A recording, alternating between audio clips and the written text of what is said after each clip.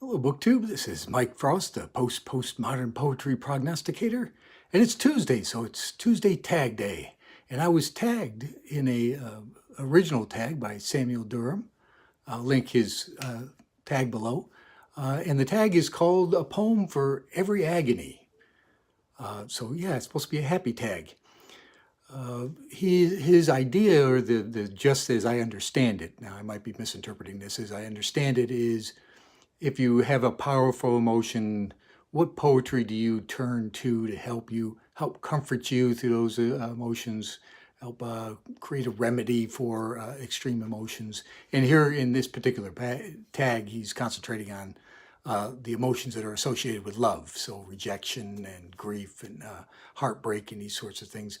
Grief not, but the heartbreak and others are mainly surrounded around love. But other types of strong emotions. And when you have those strong emotions, what poems do you turn to give you solace, to help comfort you in those times? And I don't usually use poetry for that sort of thing. I get why folks do, and I don't process that way. I think you quoted a Wordsworth thing saying that poetry was a spontaneous overflow of emotion. That's the origins of poetry. And if I remember my Wordsworth properly, I'm more associated with the second half. And I don't know if it's the same quote or if it's another quote. But Wordsworth also said that it is emotion, the origins of poetry is the emotion recalled in tranquility. And that's what I probably do that more. If I have an emotional reaction to something like rejection or something like that, I don't normally turn to poetry. Nowadays, I turn to my wife, who almost always tells me to rub a little dirt in it and get back in the game and move on. But I don't normally turn to poetry for that sort of thing. But when I read poetry, I often see in it the past emotions. When I'm in that tranquility, I can then read poetry and recognize it. It helps me to, then poetry helps me to put into words or to express something that I felt before. I can't do it whilst I'm in the midst of that emotion, but afterwards I can go back, and it might help me in the next time if I'm doing that. So some of these poems, I don't usually turn to them in the time of need. I wish I did, but I often turn to them to help me process this later on. And I think that's, if I can put a word to it, it's an expansion of our emotional intelligence. We may not be able to, and I certainly cannot, because I'm not a guy that's like really in touch with my emotions or any of that. So I don't have a way of expressing myself in the time of an emotional crisis. So these poems help give me language later, or maybe for the next time where I'll be able to express. So poetry for me can help expand my emotional intelligence, helping me understand other folks, which is really what emotional intelligence is there for, but also to understand myself and how I process these things. So going on with tags is really lighthearted. The first one is grief. What poems do you turn to in times of grief? And he mentioned Christina Rossetti's "Remember," which is a great poem. Auden, "Stop All the Clocks," which he remembered from a movie. I don't remember what movie he quoted, but Auden, of course, a great poet. And then he turns to Larkin. He's a great fan of Larkin, and that's the poem he chooses in Arundel Tomb. I am also a great fan of Larkin, love Larkin. But for me, the poem that I turn to or often find myself revisiting is Tennyson's "In Memoriam of A.H.H." And I happen to have it here. The first and fifth stanza, I think, are relevant to what we're discussing today. The first stanza I often return to. Now, it's a very long poem, so I can't quote the whole thing here. And I think it's Tennyson at his best. I think this is at the pinnacle of his powers as a poet. he writes this poem in memoriam of a friend who passed away, and he's in a state of grief, and he's reflecting upon this friendship. So the first stanza I often turn to is, I held a truth with him who sings to one clear harp the diviner's tones, that men may rise on stepping stones of their dead selves to higher things. But who shall forecast the years to find in loss a gain to match, or reach a hand through time to catch the far-off interest of tears? In that part of that stanza, it's really saying you want to be able to learn from these things, but who at the time of tears can really measure any kind of growth or what benefit you can get out of your grief? It's a very difficult time to really process. Now the fifth stanza is, I think, what Samuel is trying to get at here, and this is Tennyson, the fifth stanza of In Memoriam of A.H.H. I sometimes hold it half a sin to put in words the grief I feel, for words, like nature, half reveal and half conceal the soul within. But for the unquiet heart and brain, a use in measured language lies, the sad mechanic exercise like dull narcotics, numbing pain. In words like weeds, I'll wrap me over, like corset's cloth against the cold, but the large grief which these enfold is given in outline and no more. And here, when Samuel's talking about words helping to comfort, they fall short, obviously. I don't think anybody can read a poem and say, okay, that rejuvenated me, cured all my ills. But even in falling short, there is, as Tennyson puts it, a use in measured language to help us process and help us grow in emotional intelligence and as individuals. And I think that's what this whole tag is trying to get to. So that's my poem for grief. The next one is Being Despairingly in Love. Not just love, but just despairingly in love. And here I go to, when I think of that, I go to Dante's Severed Selves. If it's a short poem, so I can quote this one. From Dante, it's from the House of Life. It's an excerpt from that. Two separate divided silences which brought together would find loving voice. Two glances which together would rejoice in love, now lost like stars behind dark trees. Two hands apart whose touch alone gives ease. Two bosoms which hearts shrined with mutual flame would, meeting in one clasp, be made the same. Two souls the shores wave mocked from sundered seas. Such are we now. Ah, may our hope forecast indeed 1 hour again, when in this stream of darkened love once more the light shall gleam. An hour, how slow to come, how quickly past, which blooms and fades and only lasts, faint in the shelled flowers, the attenuated dream. Now, I think Dante here is talking, well, no, Dante here is talking about an actual physical separation. But that poem always, or that excerpt from the longer work, always brings to mind for me those ebbs and flows of emotional connections where we drift apart. You know, and you have a long-term relationship like my wife and I, a beautiful, long, loving relationship. There's still times when it ebbs and flows in how connected you feel. Sometimes life has a way of distracting one, especially when you've got kids. And you find that you haven't sat down and just had a cup of tea together in too long. And you begin to feel that lack of connectedness. And this poem kind of always reminds me of that and the importance of a cup of tea now and again. So that's for being despairingly in love. Unrequited love is his name. All these are happy emotions, but unrequited love. A. Huisman was the one because he liked you better. Good poem. W.B. Yeats, one of my all-time favorite poets.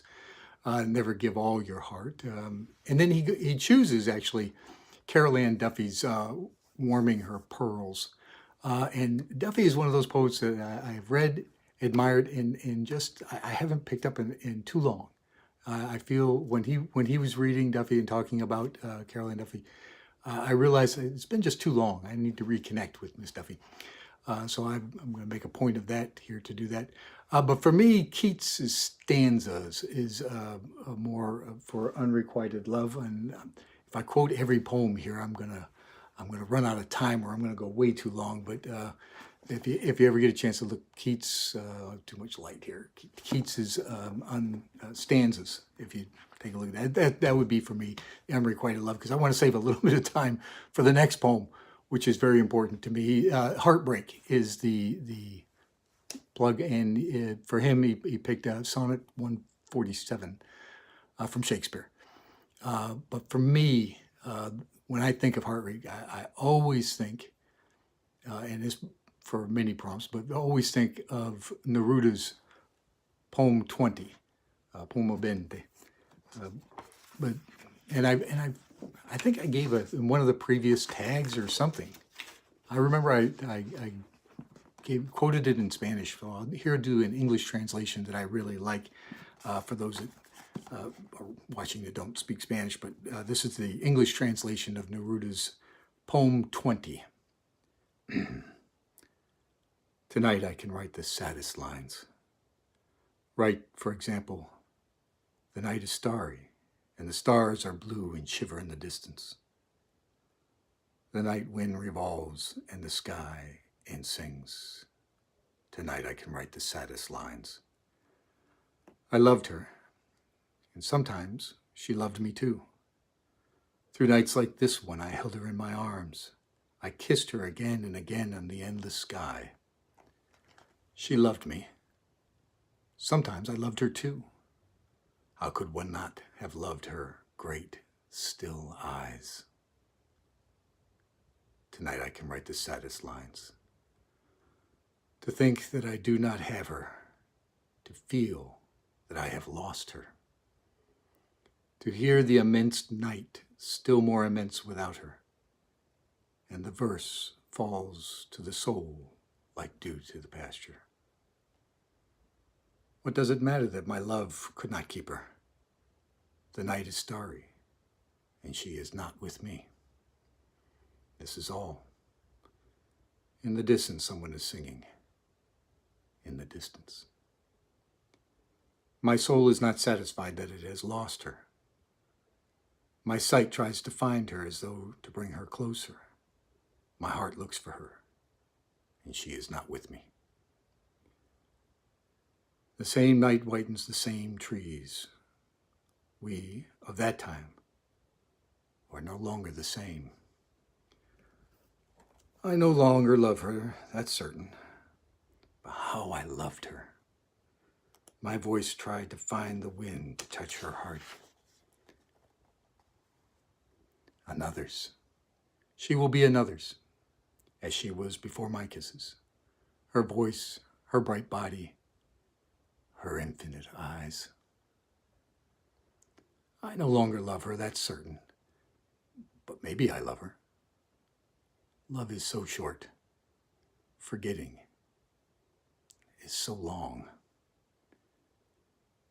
Because through nights like this one, I held her in my arms, my soul is not satisfied that it has lost her.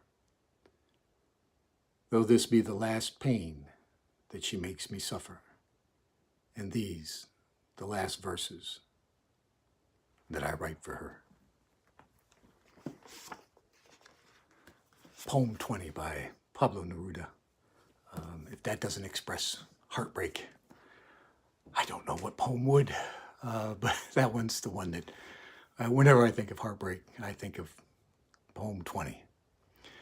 Okay, moving on. Dysfunctional relationships. He picks Larkins. Love Larkins. This be the verse. But I have a very different story with Larkins. This be the verse. With my kids. So he picked out this one for dysfunctional relationship, and it does express dysfunctional relationship. And I may have caused a dysfunctional relationship on this poem. But my kids, when they were smaller, they're still in the house, so they're still small enough. But when they were smaller, they used to pick on me about my reading. I was always trying to get a rise on me, talking about why do I read poetry? You're always reading poetry. Oh, why do you do that? It's a waste of time. It's just I'll never read. These kind of things that get a rise out of me. And one time they asked me, what's so great about poetry, and why do you read poetry? What's so great in the poetry? And I was sitting next to the bookshelf, and I saw Larkin's book, so I had to pull it down. And this is the poem that I read to them. This be the verse. They fuck you up, your mom and dad. They may not mean to, but they do. They fill you with the faults they had and add some more, just for you. But they were fucked up in their turn by fools and old-style hats and coats who half the time were sloppy stern and half at one another's throats. Man hands on misery to man. It deepens like a coastal shelf. Get out as early as you can. Don't have any kids yourself. It took a little while for my kids to pick their jaws up off the floor, but they didn't ask me about poetry for a very long time after that. I wonder why. So I may have caused a dysfunctional relationship there. I'm not really sure. But for me, dysfunctional relationships, I always think of Baudelaire, the French poet. Flowers of Evil is the way his poetry is usually translated. The book of poetry, his collection of poetry is almost always translated as Flowers of Evil. Sometimes it's Cankerous Flower or something along those lines, but I remember it as Flowers of Evil. And he wrote a poem called The Vampire.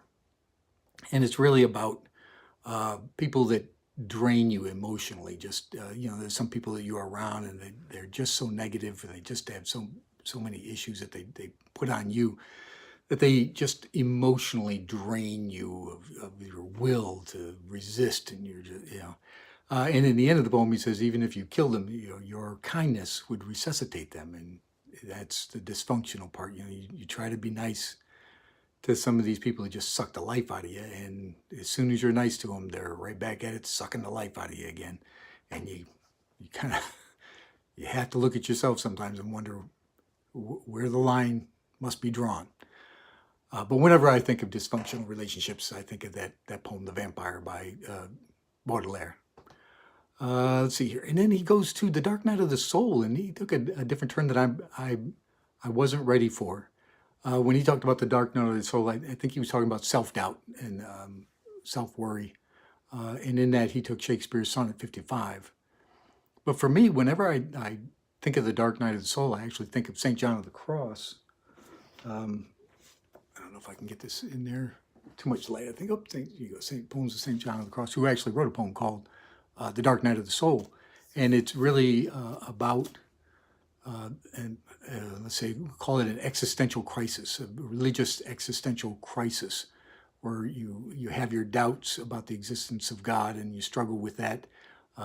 Usually lasts longer than one night, but the poem is called The Dark Night of the Soul. So for me, when you mention The Dark Night of the Soul, I always go back to St. John of the Cross and his existential crisis. A masterful poem. It's a religious, if you want to narrow that list down to Christian and then a Catholic Christian poem. But it's really about the struggles, the existential struggles with whether there's an existence of God or not.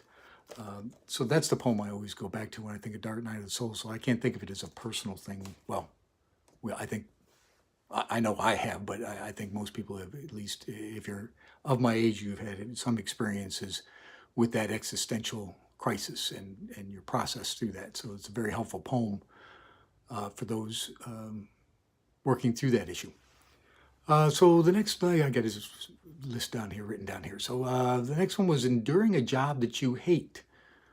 I'm sorry. In the Dark Night of the Soul, he actually picked Dylan Thomas's "My Craft" or "Sullen Art," and I think that's because he was thinking a Dark Night of the Soul is like self-doubt. In the if I remember right, the putting out for plays and poems for publication and being rejected in that sense. I think that's what he was going for. That self-doubt in your own work. But I go in a different direction when I think of Dark Night of the Soul. So The next one was enduring a job that you hate. And I don't think I've ever actually had a job I've hated. I've had tasks that I've disliked, but I don't think I've ever had an actual job that I hate. And his choice was Larkin. Again, self's the man. Great poem, lovely poem. But when I ever think of a job that I dislike or a task in a job that I dislike, I always go back to Ashbery's The Instruction Manual. And Ashbery wrote this poem. He was tasked with writing an instruction manual, a very boring instruction manual. So he puts himself in an office, and he, being bored with this idea of having to write this instruction manual, goes to the window, looks out the window, sees passersby, and he starts the daydreaming process, and then ends up thinking about a trip that he took to Mexico and what he wanted to see more of but didn't get a chance to, and what he did see and how it affected. He daydreams through the poem, and the instruction manual does not get written at the end of the poem. And often when I'm tasked with something along those lines of instruction manual type thing, I often find myself daydreaming of my past travels. And so that poem always reminds me when I have a task that I don't like or have a little trouble getting into and find myself daydreaming, somehow that poem pops up. I laugh at myself a little bit, read a few poems, and then go back to doing the instruction manual because I have to do the instruction manual in the end. So that was the Enduring Your Job, John Ashbery's The Instruction Manual. The next prompt was The Feeling of Loss, Ordinary Sorrows is a Wordsworth idea, just a general loss of things in your daily life, little losses. And he picks Elizabeth Bishop's One Art, which is the quintessential loss poem. Like when you're talking about this, that's the poem that actually matches it perfectly. If he hadn't chosen, I certainly would have picked that one. I discussed that in a previous video. I can't remember what I think I was in the Battle of the Poetic Forms, Villanelle versus Sistina. I think is when I discussed the One Art. So if you more about that, you can look at that video if you want. If it's a pretty strange video, but you can look at that if you wanted to. It's a great poem. But mine was Loss and Gain by Longfellow. If I can't have One Art, Loss and Gain by Longfellow. Short poem, but I'll just keep it moving in the interest of time. But if you, for your daily loss, the fear of dying in death is his next prompt. And he used, he talked about John Updike's Perfection Wasted. Not a big Updike fan, but it was a good poem. Shakespeare's Hamlet's readiness is all, of course, how are you going to argue with Shakespeare? Dylan Thomas, Do Not Go Gently Into That Good Night, which is what was also, by the way, in that video, the Battle of the Poetic Forms, the Villanelle versus the Sistina. But he picked D.H. Lawrence, another great poet, the modernist poet, often associated with the Imagists. But The Ship of Death was his pick. But for me, it's going to sound strange, but I don't really have a fear of death or dying. I've been with people that have passed away. I've worked in hospice and had friends whom I was with until the very last, and relatives. I have no real fear of death or dying myself. And I know that sounds very strange, but it just doesn't come to mind. But when I think about fear of death, the idea of fear of death, Invictus is the poem that always comes to mind for me. And this one's short enough that I can share it with you. From W.E. Henley, Invictus. Out of the night that covers me black as the pit from pole to pole, I thank whatever gods may be for my unconquerable soul. In the fell clutch of circumstance, I have not winced nor cried aloud. Under the bludgeoning of chance, my head is bloody, but unbowed. Beyond this place of wrath and tears looms but the horror of the shade, and yet the menace of the years finds and shall find me unafraid. It matters not how strait the gate, how charged with punishments the scroll. I am the master of my fate. I am the captain of my soul. So when I think of fear of death, or the idea, or at least the idea of the fear of death, Invictus comes to mind. Maybe it's my defiant nature. Next is Rejection. He picked Sir Derek Walcott. Fantastic poet. Love the poet, Sir Derek Walcott. Love After Love, which is a great one. But for rejection, and I've had my share of rejections in life, I always think of Yeats, and not a particular poem, but just of Yeats as the poet himself. He was in his youth madly in love with a lady, I think her name was Maud Gunn, Maud Gunn, I think it was, and asked her to marry him, and she rejected him. She was part of the Irish rebellions, was part of that whole scene of, so he wanted to be a part of that revolutionary scene, and she rejected him. He went on to write some of the best poetry in the English language, and everybody that was associated with her either got killed or put in prison. So maybe rejection was probably a good thing for him. Maybe that was the best thing that could have happened to him, is that rejection. So whenever I think about rejection, I think maybe that's okay that I got rejected. Maybe there's a bigger purpose behind the rejection than just my feelings about the matter. And last, Depression. And here I departed from his ways. He went with Anne Saxon. No, he discussed Anne Saxon and The Fury of the Rainstorms, a great poem. And I'm a big fan of Anne Saxon's. Robert Frost, Acquainted with the Night. Who doesn't love Robert Frost? And that's a beautiful, beautiful one. I am one acquainted with the night. But he chose John Berryman, He Resigns. Now, 2 out of the 3 of those poets committed suicide, so I'm not sure why he picked those poets for depression. But for me, let me move over here. Dorothy Parker's Resume always comes to mind when I think of my moments of, I don't really have a whole lot of depression, but when I do, the one that in the moments of tranquility that I can look back on, I often think of Dorothy Parker's Resume. Razors pain you, rivers are damp, acids stain you, and drugs cause cramp.